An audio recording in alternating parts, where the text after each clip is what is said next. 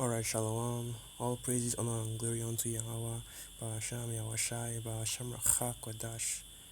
Double honors to the elders and the apostles of Great Millstone who rule well, pushing this 100% to the gospel, waking up and sealing the elect of the nation of Israel through the spirit and power of Yahweh, Barasham, Yahweh. And salutation to you sincere Akima that are pushing this gospel in righteousness and sincerity, risking your life and your freedom to do so. So I was watching this Apostle Gabar's video, the flesh, our greatest enemy. And it was a beautiful video, very edifying. And I had to just do a response to it, something concerning the video. And the reason I wanted to go into this depressing rant about how weak the flesh is and about all the things that just gets you messed up in the spirit because of just because of this flesh, man. Because you can spend hours upon hours thinking about how annoying it is to be living in this flesh, even so much to the point of contemplating suicide. That's why so many of the prophets always ask the question, specifically Jeremiah, the prophet Jeremiah, the prophet Job, the prophet Ezekiel, I believe, as well, why they were born. They start questioning why they were born. They start cursing the day they were born, cursing, hoping that they would have just been killed before they were ever even born. So I wanted to go into things like that, but I decided to hold off on that, not do something that depressing. We're just going to something else, and basically going into the flesh being truly, truly, truly weak. Alright, because as he said, yeah, this is our worst enemy, and no brother will argue against that fact, considering how much of our fleshly nature has hindered us in this truth. These are chains of darkness, brothers and sisters. They weren't made for anything except as a proper vessel. So as a proper vessel to receive all the curses that the Most High has put upon us. And now you have a outer house, because that's what the word flesh or body goes back into, bodeg, which is basically a house that deteriorates with every breath you take. And going into the book of Second Esdras, I believe that's the third chapter, right? Second Esdras, the third chapter. Sorry, I'm in the fifth chapter. Second Esdras, the fifth chapter, from the 54th verse. So this is the book of Second Esdras, chapter 5, verse 54. Consider thou therefore also how that ye are less of stature than those that were before you, and so are they that come after you less than ye, as the creatures which now begin to be old, and have passed over the strength of youth. And what you are thinking is that when things get, when you as you as things progress, things will keep on getting better. People's stature will keep on improving. That's what Esau would have you believe. We are greater in stature than those that were before us. Because they'll tell you that, in the past they couldn't live past 30. The average lifespan, during that time was 30 because of disease, because of things like diseases and bad health and bad diet and all that. But in all actuality, we are the ones that are less of stature. Because I can clearly see it in the way that the years have been. Things keep on slowly and slowly deteriorating up until we reach the end, especially more so in this Esau's wicked kingdom, because it is ruled and controlled in wickedness. But we go back into the past when men were more righteous, and men were more than just that. Men, they were far braver and far, and they were far braver and far more, what's what I'm looking for, wise, alright, intelligent than they are today. They are far more what their bodies were more pure, as it were. Because right now you have so much junk and gunk that has been put in your flesh by Esau, and I even want to go into that as well. But let me not just really talk about that too much. They don't want to put the Akiam and the Aqua into a into a state of depression when you think about just how ridiculous that things are right now in this kingdom, which is all the more reason why first and foremost we need our Lord our shine. Of course, we can't depend on this flesh, man. We can't, as it just says, we can't stay on the arm of flesh. Alright, after all, it's your flesh that needs to eat, that sleeps, that is plagued with diseases. So you have this high maintenance organ that grants nothing to you, only has drawbacks, and even worse, can get you destroyed if you overindulge it. There's no advantage or upside which you can gain from the flesh. And if you go into any of these doctors, which of course the meaning of the word doctor, If you had if you tell them about you had an organ or a part of your body that was like that, they would advise you to cut it off, to remove it from yourself.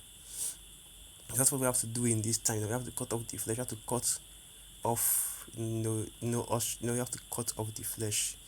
Basically, cut the flesh off from ourselves, or cut ourselves off from the flesh. And if you go into the book of Galatians, chapter 5, from verse 19, and you see all the works of the flesh, man, designed to make you go off by constantly going after things which are for your heart, constantly going after things which are completely against the law. That's how ridiculous it is. That's how ridiculous this flesh is, especially on this side.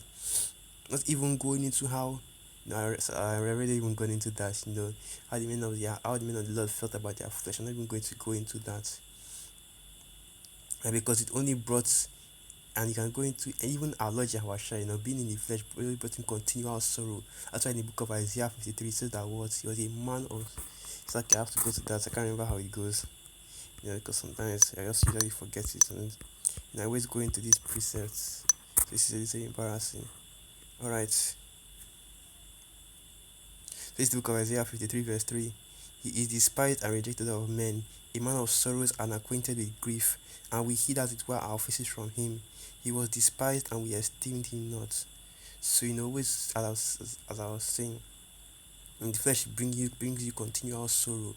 Which, and I was saying, even our Lord Yahushua said, as he just said, that he was a man of grief because of your being in this flesh and being in this state, being in this constant state of fighting and warring against warring against sin, trying to please the Most High. But your flesh is basically holding you back. It's kind of like, the flesh is basically holding you back. Kind of like a wicked woman. But anyway, not even. But anyway, that is why in order to enter this truth, you have to be born again. But not of the flesh, not carnally. Now imagine that. Our Lord Yahushua basically asked us to forget, completely cut off, like I said, completely cut off, or even forget about trying to heal our flesh or anything like that. We have to completely cut it off, but we focus on the spirit, we focus on the things of the spirits. Let me get some precepts concerning that. The first one I'll go to is in the book of John, chapter 3, from verse 5.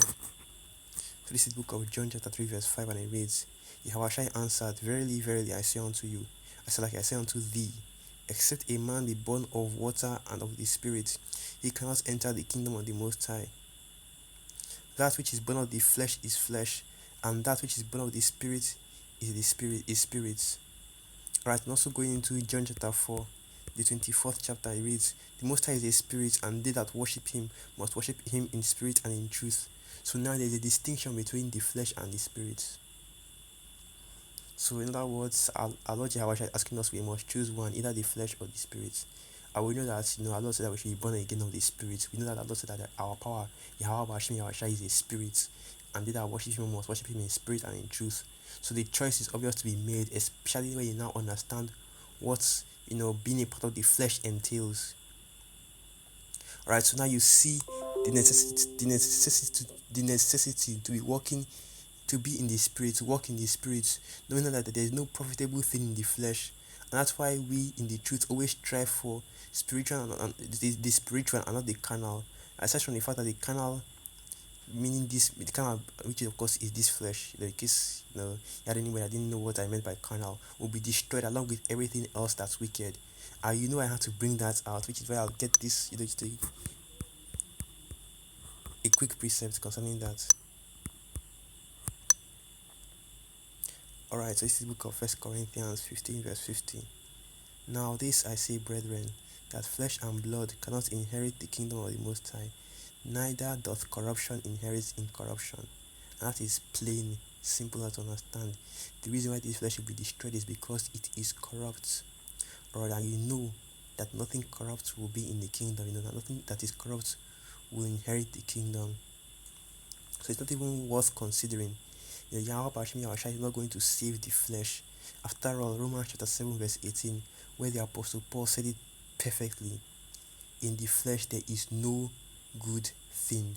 So we put all our focus on the actual good thing, which is the spirits. And the scriptures go all into that, departing from the flesh and going into the spirits. That's why you have, especially in these Eastern religions, they always go into or talking about putting away all worldly desires, to enter a higher plane of understanding or existence, the meaning of life and all that, or be one with nature and all that, all these spirit, going into all these spiritual matters, being able to, know, and I can't really explain it properly, I can't really get it. I feel like there's a certain thing I'm missing. I'm trying to get into, but all these spiritual, all these Eastern, all these Far East religions, that are going to that, that are going to trying to put aside their worldly desires and the spirits and be like monks and all that. That's why you have that term monk mode in, the red pill community. And where do you think they got all that from? Where do you think they learned, you know, where do you think they have got that understanding from? The scriptures, man. The spirit of Yahweh Bashmi Yahweh, because that is what we talk about when we say the spirit, because we know that there are many different types of spirits, but the spirit that we're focused on is the spirit of Yahweh Bashmi Yahweh, which is where it's at. After all, this war that we are in right now against Esau and his forces of darkness, it is being waged heavy, first and foremost in the spirits, and now it is breaking forth heavy in the material as well. Okay, because we know that everything that happens first of all in the spirit, showing you how important the spirit is. Then it comes out and it breaks forth carnally. you know that's why we all do, and that's why we all go into the videos, the sit downs, these street preachings, and that is when we truly feel alive, and when the spirit jumps on you and you go into these prophecies, man. That's fulfillment right there. So now we have all that men, especially the men of Israel. That's Romans chapter 11 verse 7, I believe. Israel has not obtained that which is seeketh for, as is the knowledge and the spirit of Yahweh Bashmi Yahweh, but the election have obtained it. Knowledge on how to live right. And I should probably bring out some precepts on going in after the flesh, instead the spirit instead of the flesh, because I was talking about that before and I did not actually bring out any precepts, which I don't want to start a bad habit. So Romans chapter 8 verse 1, and it reads, there is therefore now no Romans Let me slow down a little bit. Romans chapter 8 verse 1. There is therefore now no condemnation to them which are in Hamashiach Yahushai, who walk not after the flesh but after the spirit. That's right, because as the scriptures say, only the elect on this side is walking after the spirit of Yahushai, and they are the only ones which will be saved by Yahweh Bashmi Yahushai. And this chapter, this whole chapter 8, Romans chapter 8, is pretty good, so I recommend the read. And going also into my next precept, just going to get two quick precepts, then keep it moving. John chapter 6 verse 63, and it reads, it is the spirit that quickeneth, the flesh profiteth nothing. The words that I speak unto you, they are spirit and they are life. So on one hand we have the flesh, which is synonymous with destruction, and then the spirit, which as the scriptures say cannot be destroyed, and as the scriptures say, one can only grow weaker and weaker, and one can increase and increase and get stronger and stronger. Going into the book of Second Corinthians chapter 4 verse 16, and it reads, Second Corinthians chapter 4 verse 16, for which cause we faint not, but though our outward man, which is the flesh of course, perish. Going into, like I said before, how the spirit is constantly deteriorating. Second Ezra chapter 5, how we are getting less and less of stature. That's why, after when you grow older, you start to get weaker and weaker and weaker. Your body starts to get, weaker and weaker. You'll never be as healthy as you were as a newborn baby. And then continuing on, yet the inward man is renewed day by day. But yet, you can only increase in the spirit. You can only have more faith, have more faith, get closer with the Most High, perfect your basic understanding of the scriptures, perfect your spirit, so that you can become stronger and stronger in the spirit. So you understand how you see, why we ought to go after the flesh instead of the slacker. That was a twist of the tongue, but not of the heart. You have to go after the spirit more than the flesh, because first and foremost, It is through the Spirit that we will be saved by how Hashem Yahushai. Of course, going into how we'll be giving those spiritual, those spiritual bodies. So now you can see, that they were basically about to cast the flesh away. We're basically about to cast carnality away and go full steam ahead into the spirits. So yeah, I think I'm just going to end it there. Let's give all praises, honor, and glory unto Yahweh, Bahasham Yahushai, Bahasham Rachakwadash, and through the Spirit of your Akim and your Akwat were edified. Alright, and also I'm Abad Babal. Shalom.